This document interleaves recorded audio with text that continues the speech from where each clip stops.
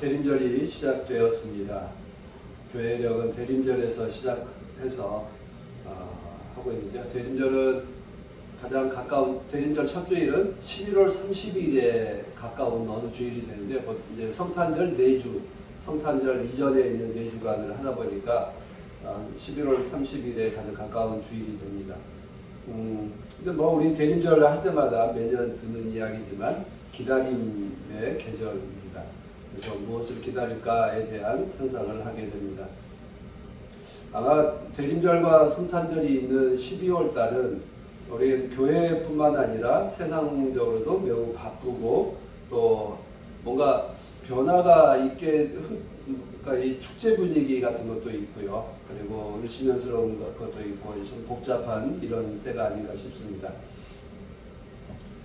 우리는 이제 2000년 전에 있었던 성탄절 사건을 회상하고 그것을 다시 또 올해에도 이루어지기를 늘 이제 반복하게 되기를 이제 기대하고 있으면서 성탄절을 준비합니다. 그러나 우리는 과거를 회상하고 과거에 매여 있는 성탄절이 아니라 오늘 우리들에게 그런 거룩한 일들이 일어나기를 기대하는, 그래서 오늘의 사건으로서 성탄절을 기다리고 있습니다. 그러나 실제는 성탄절이 와도 우리는 설레임도 사라져 있고 그리고 기대도 높지 않습니다. 올해만 그런 것이 아니라 어느 때부터 성장하고 어른이 되었다라고 한 게 축제와 이런 걸 잃어버려 가고 있는 게 어른이 된다는 것인가 하는 생각을 하게 됩니다. 점점 그 즐거움, 축제의 기쁨을 잃어가는 이런 시대에 살고 있습니다. 그래서 축제의 즐거움을 누리려고 하다가 그것이 오히려 비난을 받거나 지탄의 대상이 되는 또 이런 그 축제를 잃어버린 세상에서 우리가 살고 있어서 우리 내면에 다시 한번 그런 즐거움을, 기쁨을, 축제를 하나님께서 주시는 그 은총에 대한 기쁨을 회복해야 될 때가 아닌가 이렇게 생각합니다. 우리는 그리스도를 기억하고 2000년 전에 있었던 첫 번째 성탄절만이 아니라 오늘 우리들에게서도 이 성탄의 기쁨이 회복되어야 아마 우리의 세상이 그리고 우리의 꿈이 되살아나지 않겠나 싶습니다. 우리가 성탄절이 즐겁지 않은 것은 단지 뭔가 그 축제에 대한 즐거움을 잃어가는 것도 있겠지만 우리가 성탄절 그리고 또 새해를 맞이하면서 점점 가라앉아가는 것, 기쁨을 누리지 못하는 건 우리들 안에 꿈이 상실되어 가고 있기 때문에 더 이상 꿈을 꾸지 않고 있기 때문에 우리는 즐거움을 그리고 미래에 대한 희망을 잃어가고 있는 것은 아닌가 하게 됩니다. 그리고 또한 서로에 대해서 꿈을 묻지 않습니다. 어렸으면 너 장차 뭐가 되고 싶어? 라고 하는 물음을 늘 받지만 어느 때부터는 그것을 묻지 않습니다.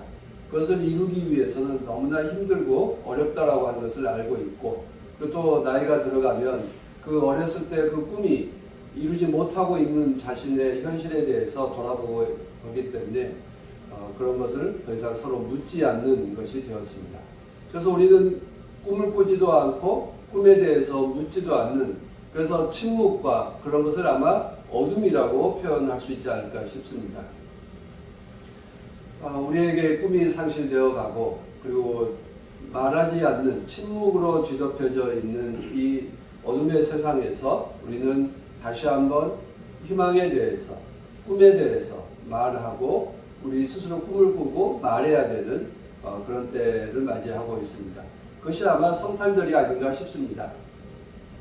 그래서 올 성탄절에는 우리는 꿈을 꾸고 또 그 꿈에 대해서 말할 수 있는 성탄절이 되기를 바랍니다. 그래서 내년에는 우리는 새로운 시대를, 새로운 세상을 맞이할 수 있게 되기를 꿈을 꾸는 그런 절기가 되었으면 좋겠습니다. 이번에 노동자들의 삶을 바꿔줄 수 있었던 노조법 개정에 대한 시도가 있었습니다. 하지만 또다시 재벌과 권력의 벽에 부딪혀서 성과를 내지 못했습니다. 그래서 엊그제 지난 금요일 날 금식 기도회를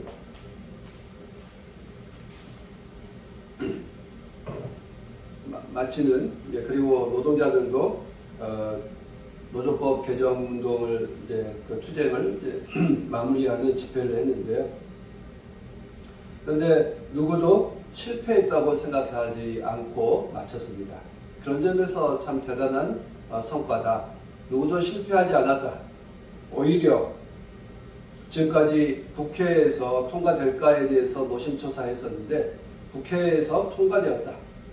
그리고 그만큼 그 국민들의 어떤 동의와 그리고 정당성이 확보되었다라고 한 점에 있어서 매우 큰 힘이 되었던 그런 한 해였습니다. 그런데 처음에 이 일을 시작할 때 될까? 한번 해봤자 또 실패할 텐데 할까? 라고 하는 이런 의문들이, 또 자신감을 잃어버렸던 태도들이 우리 안에 있었습니다. 그러나 서로 논의하다가 한번 해보자 라고 하는 그 한마디가 서로에게 힘이 되어서 또 전파되었고, 그것이 정말 새로운 힘을 만들어냈습니다. 언젠가는 이루어지겠지. 그 기대가 그것을 사람들을 변화시켰고 일어서게 했고 지금까지 나아올 수 있게 했습니다. 우리도 이번 대림절에 꿈을 꿔보고 한번 해보자. 그런 새로운 시대에 대해서 도전해보자. 한번 새로운 시대를 만들어가보자 라고 하는 그런 열정이 우리한테 회복되었으면 참 좋겠습니다. 이사야서 64장 3절 4절에 보면 하나님은 아무도 예측하지 못했고 아무도 들어본 적이 없었던 일을 하실 분이다 라고 하는 선언을 하고 있습니다. 우리는 지레 예측해서 포기하거나 말하지 않거나 묻어버리거나 하는 이런 태도를 취하기 쉽습니다. 그러나 하나님께서는 예측하지 못했던 일을 하시는 분, 들어보지 못했던 새로운 일을 하시는 분이다 라고 하는 것을 우리들에게 일깨워주고 있습니다. 그래서 아무도 주님의 이름을 부르지 않는 그 현실, 침묵하고 있는 현실을 우리에게 오늘 이사야서는 예언자는 말하고 있습니다. 사람들이 꿈을 꾸지 않고 말하지 않으면 그 꿈이 보이지 않습니다. 그래서 보이지 않는 어둠이 우리를 지배하게 됩니다. 그러나 하나님께서는 그 어둠 속에 밝게 빛나는 별처럼 우리에게 새로운 빛을 주시고 또 그리고 길이 보이지 않는 곳에 새로운 길을 만들어 주시라고 믿습니다. 하나님은 이 답답한 현실을 일깨워주고 싶어서 예언자를 통해서 말씀합니다. 그 예언자의 말씀들이 우리를 늘 새롭게 하고 그리고 새로운 것에 도전하게 하고 새로운 것에 대한 꿈을 꾸게 합니다. 오늘 읽은 이 마가복음 13장은 뒷부분 읽었습니다만 그 마가복음은 13장은 소묵시록이라고 이렇게 말하고 있습니다. 오늘 말씀에서 말씀하신 것처럼 시대의 징조를 보여주고 그리고 그것에 대해서 깨닫게 되기를 원합니다. 무화과나무의 잎이 열리고 또 그리고 열매를 맺게 되는, 그러면 여름이 되었다라고 하는 것을 알게 되고, 여름이 되면 당연히 또 무화과나무가 열매를 맺게 된다라고 하는 것을 안다라고 하는 그 과정을 우리들에게 일깨워주고 있습니다. 그래서 새로운 시대의 징조를 보여주고 깨우쳐 주시고서 그리고 그런 그 주님의 그 열정이, 뜨거운 마음이 우리들에게 전해지고 있습니다. 마가복음 11장과 12장에는 주님께서 예루살렘 성에 입성했을 때 그리고 성전에 들어가서 어떤 일을 하셨는지를 우리들에게 전하고 있습니다.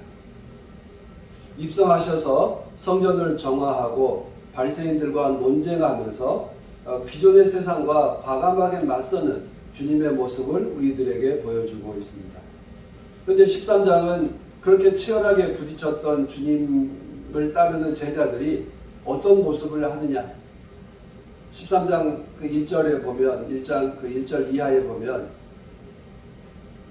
성전을 보고 제자들이 감탄을 하고 있는 장면입니다.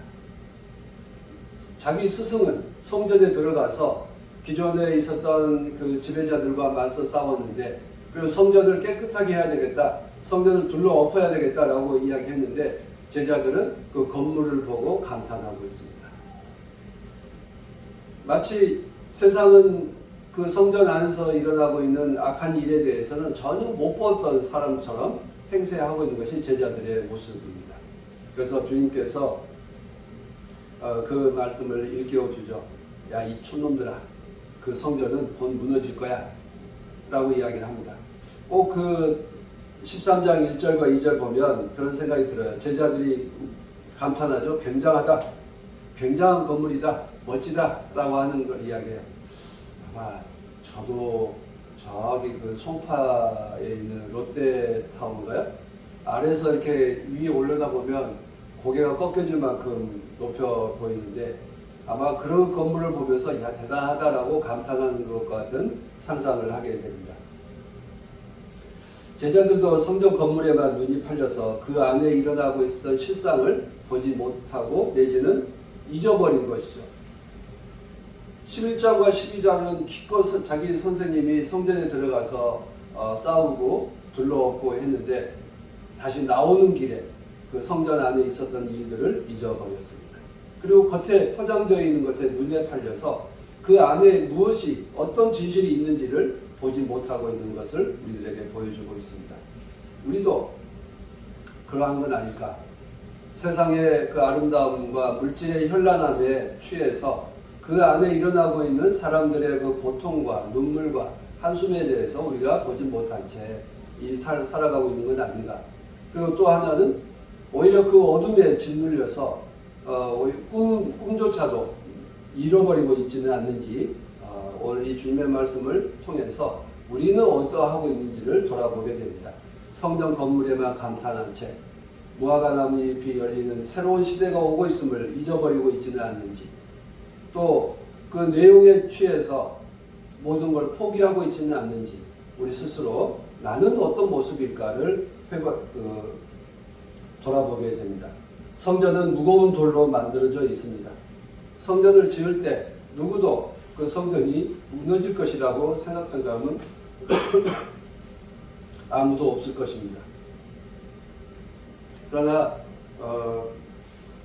무화과 나무의 잎에도 피고 지고 하는 것처럼 건물도 역시 흥망성쇠를 거듭합니다. 그래서 우리가 잘 알고 있는 그 이스탄불에 있는 소피아 성당을 세계에서 가장 아름다운 건물 중에 하나라고 이야기하지만 지금은 계속해서 그 변화되어 가고 또 확장되어 가고 또 변질되어 있는 모습을 봅니다. 처음에는 성당이었다가 이슬람 사원이었다가 도서관이었다가 다시 또 이슬람 사원으로 변화되어가는 그런 뭔가 흥망성쇠를 보고 있고요.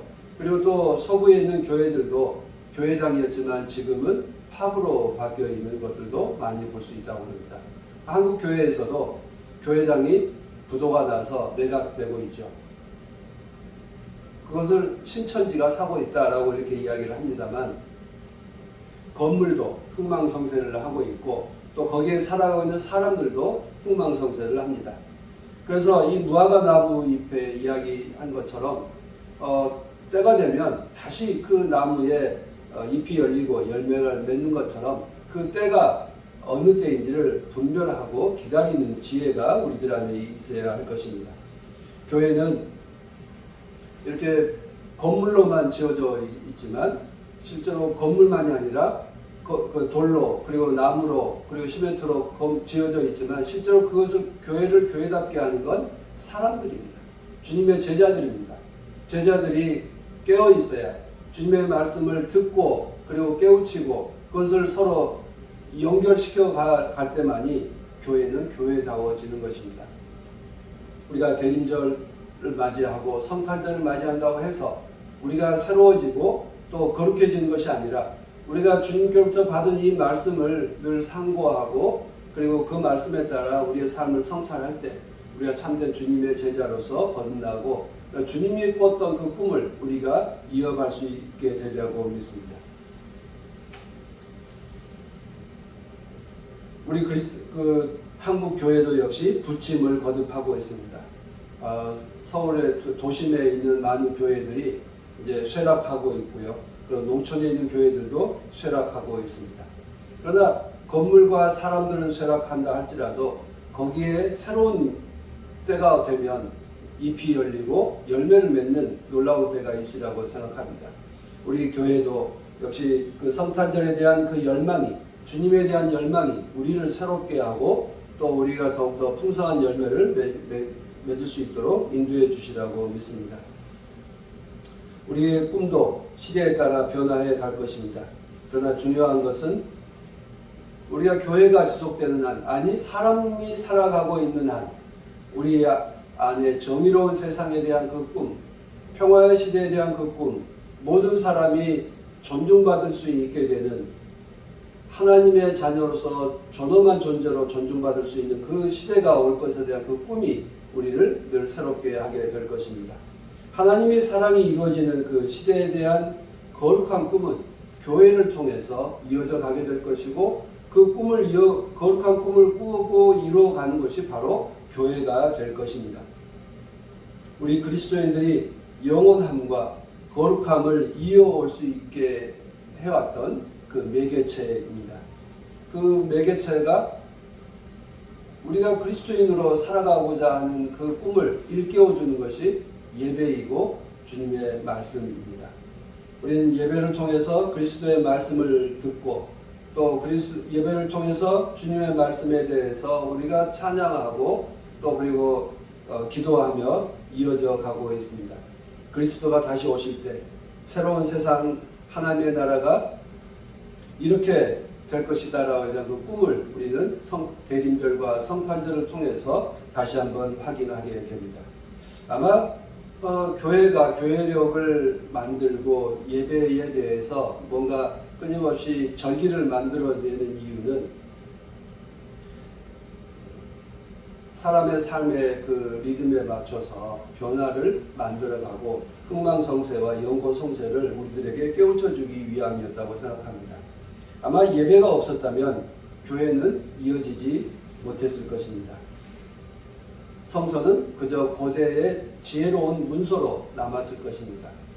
예배가 있을 때, 교회가 있을 때 성서가 우리를 새롭게 했고, 또 그 예배가 있을 때 성서가 더욱더 힘을 갖게 되었습니다. 예배는 우리에게 꿈과 그리고 소망을 그리고 그것에 대한 결단을 이루어지게 합니다. 그런 점에서 우리가 교회에서 예배드린다라고 하는 게 무엇인지, 특별히 대림절과 성탄절에 대한 그 예배가 우리들의 삶에서 어떤 의미인지를 되새겨 보았으면 좋겠습니다.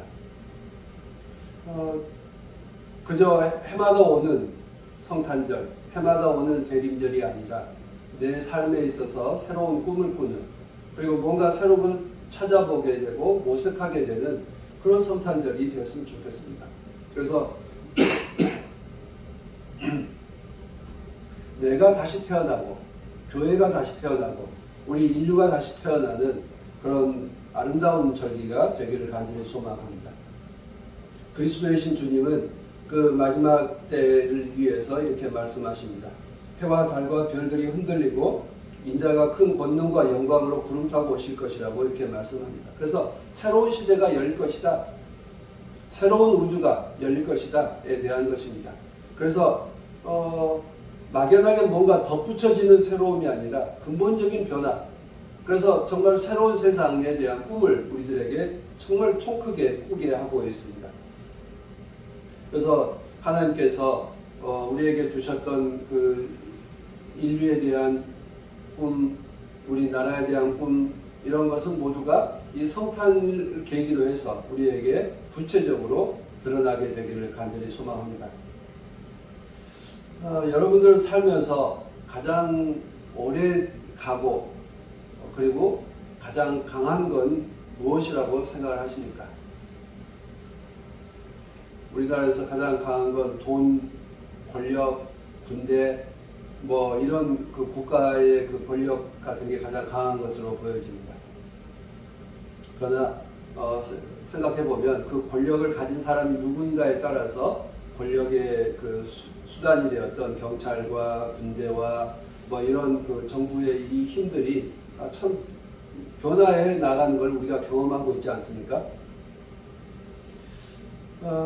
최근에 그 인기 있다기보다 화제가 된 영화가 있죠. 서울의 봄 이라고 하는 영화입니다. 제 주변에서 몇 사람들이 보고 와서 반응은 거의 비슷했어요. 참담했다.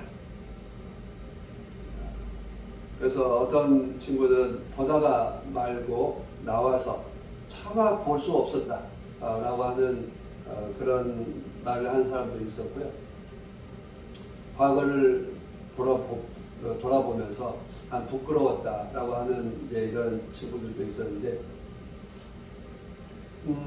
돌이켜보면 영원할 것 같았던 박정희 정권도 끝이 났고, 그리고 그걸 통해서 권력을 잡았던 전두환 정권도 끝이 났고, 그리고 절대 권력처럼 행세하고 있는 현재의 정권도 끝이 있다는 점입니다. 그런 점에서 절대 강자처럼 보이는 그 권력들도 다 흥망성쇠를 거듭하고 있습니다. 그러나 변하지 않는 힘은 바로 진리의 말씀이고, 또 그 진리의 말씀을 담지하고 있는 이 성서의 말씀과 또 그것을 담지하고 있는 예배가 우리에게 늘 진리의 힘과 소망의 힘을, 생명의 힘을 우리들에게 일깨워주고 있습니다. 권력이 끝나는 날, 성전이 끝나는 날, 그 너머에 무엇이 있느냐? 하나님의 새로운 역사가 열릴 것이다에 대한 이야기가 오늘 마가복음의 말씀입니다. 건물에 취해서, 건물의 외벽의 그 화려함에 취해서 내부에 일어나고 있는 그 부패상을 기억하지 못한 제자들을 일깨워주고 있습니다. 그래서 그 너머에 오고 있는 하나님 나라에 대한 소망을 우리들에게 회복하라고 말씀합니다. 고린도 교회 교우들도 그렇습니다. 바울 사도를 통해서 매우 짧게 만났지만 바울 사도를 통해서 그리스도를 배웠고, 그리스도를 통해서 그들이 어떤 변화를 겪었습니까? 그들의 변화된 것에 대해서 말하고 있습니다. 언변과 지식과 고백과 은사 등 부족함이 없게 되었다, 이렇게 말합니다. 근데 실제로 고린도 교회의 교우들의 삶의 처지를 보면 정말 그들의 삶이 변화되었겠습니까? 고대 그리스 사회에는 철저하게 신분제 사회였기 때문에 고린도 교회에 들어온 사람들은 거의 다 외국인 노동자들 내지는 그리스 시민들이 아닌 사람들, 비로마 시민 사람들, 이렇게 그 사회에서 낙오된 사람들이 다수였던 그런 시대였습니다. 그래서 초대교회의 역사에서 보면 매우 낙오된 자들이 모여서 모인 그 교회들인데, 그 교회에 모인 사람들이 그리스도를 통해서 보니까 언변과 지식과 고백과 그리고 은사 등에 있어서 부족함이 없도록 거룩하게 변화되었다라고 하는 것입니다. 우리도 우리의 외모와 그 능력으로 보면 참 부족함이 많지만, 우리 안에 그리스도의 말씀과 하나님의 사랑이 우리 안에 있고, 또 우리가 하나님의 자녀임을 늘 기억하고 있기 때문에 우리 스스로가 존엄한 자로서, 하나님의 딸과 하나님의 아들로서 자부심 있게 살아가게 된 것입니다. 주님의 뜻, 주님의 마음, 주님의 삶에서 삶을 통해서 받은 하나님의 말씀을 우리가 담지하고 있다는 그 자부심이 세상에 어떤 일이 와도 우리로 하여금 거룩한 자녀롭고 하나님의 존엄한 자녀로서 삶을 살아가게 합니다. 그것이 바로 교회가 준 힘이었고, 지난 2000년 동안 성탄절을 통해서 끊임없이 우리에게 주었던 힘입니다. 우리는 하나님의 자녀입니다. 노예들도 아니고, 그리고 비천한 자도 아니고, 능력 없는 자도 아니고, 우리의 외모가 어떠했든지 간에 우리는 하나님의 거룩한 자녀로서의 삶을 회복해 가야 합니다. 우리가 기다리는 주님은 모든 사람을 하나님의 자녀라고 존중하십니다. 그래서 세상을 새롭게 볼 수 있게 하십니다. 성전에 감탄했던 제자들에게 일깨워 주셨던 것처럼 사람의 외모에 심취해 있는 사람들에게, 또 사람의 외모에 실망하고 있는 사람들에게 일깨워 주십니다. 그의 외모가 어떠하든지 간에, 그의 능력이 어떠하든지 간에 그는 하나님의 자녀로서의, 하나님의 딸과 아들로서의 삶을 회복해야 된다. 그것이 바로 하나님께서 우리에게 주시는 말씀입니다. 성탄절에 그 나라를 꿈꾸고 그 나라가 이루어지게 되기를 기도하는 대림절이 되기를 바랍니다. 그리고 대림절을 통해서 우리를 거룩한 존재로 만들어 가시는, 또 거룩한 존재임을 일깨워 주시는 주님을 다시 만나고 내가 거룩한 존재로 태어나는 성탄절을 준비할 수 있게 되기를 빕니다. 그래서 하나님께서 우리에게 늘 새 힘을 주시고 또 새로운 생명을 허락해 주시려고 믿습니다. 함께 기도합시다.